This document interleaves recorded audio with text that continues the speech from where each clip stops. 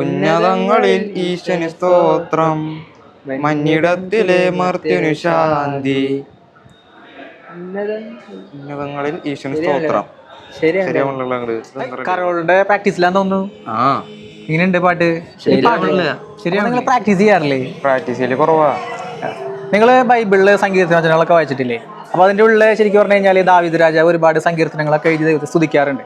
അപ്പോൾ നമ്മൾ ശരിക്കും പറഞ്ഞാൽ ഈ കരോൾ കോമ്പറ്റീഷനിൽ ദൈവത്തെ സ്തുതിക്കുക തന്നെയാണ് ചെയ്യണേ. ദൈവം ഭൂമിയിൽ ജനിച്ചതും ഒപ്പം തന്നെ ഈ ലോകത്തിന്റെ ഒരു പ്രകാശമായിട്ട് മാറിയതിനെ കുറിച്ചുള്ള കാര്യങ്ങളൊക്കെയാണ് അതിൽ പറയണത്. അപ്പോൾ അതിലൂടെയും നമ്മൾ ദൈവത്തെ പാടി വാഴ്ത്തി സ്തുതിച്ചുകൊണ്ടിരിക്കുകയാണ്. അപ്പോൾ നമുക്ക് എന്തായാലും ഈ ഒരു കരോൾ കോമ്പറ്റീഷന് വേണ്ടിയിട്ട് നമുക്ക് എന്തായാലും പ്രാക്ടീസ് ചെയ്യണം. നന്നായി പ്രാക്ടീസ് ചെയ്ത് കഴിഞ്ഞാൽ നിങ്ങൾക്ക് എന്തായാലും നന്നായിട്ട് തന്നെ പാട്ട് പാടാനും പെർഫോം ചെയ്യാൻ നിങ്ങൾക്ക് പറ്റും. ദൈവം നിങ്ങളുടെ ഈ ഒരു കഴിവിനെ ദൈവം നിങ്ങൾ അനുഗ്രഹിക്കും. അപ്പോൾ അങ്ങനെ വെച്ചാൽ നമുക്ക് പ്രാക്ടീസ് ചെയ്യാൻ പോയാലോ?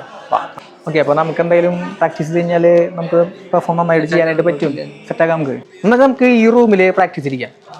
നമുക്കിതിൽ ഇരിക്കാം.